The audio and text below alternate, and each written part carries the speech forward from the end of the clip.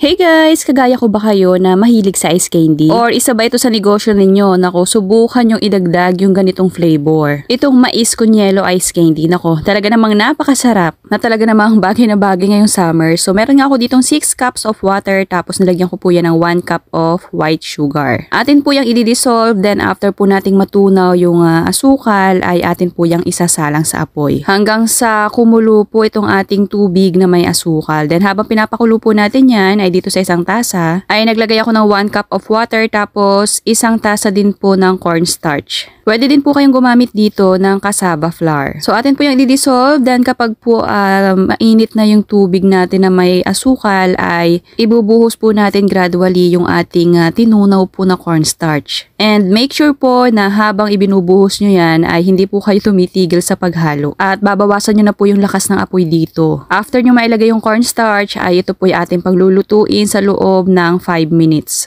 And syempre, aalagaan po natin yan sa paghalo. Yung ganda po ng ice candy ay masasabi ko pong nasa paghahalo talaga.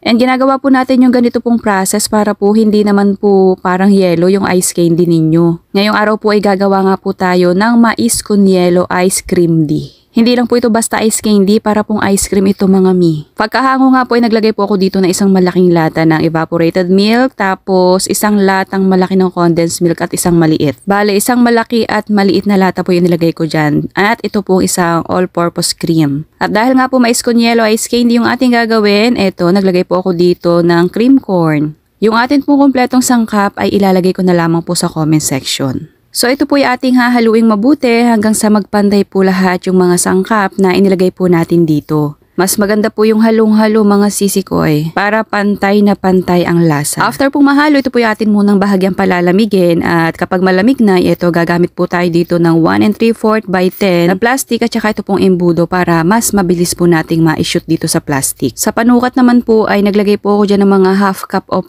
dami po nitong ating ice candy mixture. Bali yung ice candy po na ginawa ko ngayong araw ay pansarili lamang po namin. So kung ito po inyong ibebenta, mas maganda po na liitan nyo po ng konti. About naman po sa presyo ay kayo na po ang bahala. Depende na po sa kung magkano po yung nagastos ninyong puhunan. Kasi magkakaiba po ang presyo sa bawat lugar ng mga ginamit po nating mga sangkap. So ayan, paulit-ulit nyo lamang po yung gagawin, and kada makakatatlong balot nga po ako ay hinahalo ko po ulit itong ating pinakang ice candy mixture para same na pantay pa rin po yung pagkakalapot. Alam naman natin na kada summer talaga namang napakasarap ng mga mais con yelo. Kaya naman subukan nyo pong gawing flavor ng ice candy. Nako, talaga namang patok na patok po ito kung inyo pong ibebenta. So ayan, nabalot ko na po lahat, at sa ganun po kadaming recipe ay nakagawa po ako ng 33 pieces na ganito po kalalaki. So ito po ay akin huhugasan at puputulan ko po yung mga excess na plastic para wala pong lagkit yung ating ice candy. So ayan na, ready na po yung ilagay sa freezer. Mga mi, kung kayo nga po ay nagbebenta ng ice candy, nako, subukan nyo pong idagdag yung ganitong flavor. Sabi ko po sa inyo, magugustuhan po talaga ito ng mga suki ninyo. So sana nagustuhan nyo po yung ating recipe ngayong araw na mais con yelo ice candy. Thank you for watching!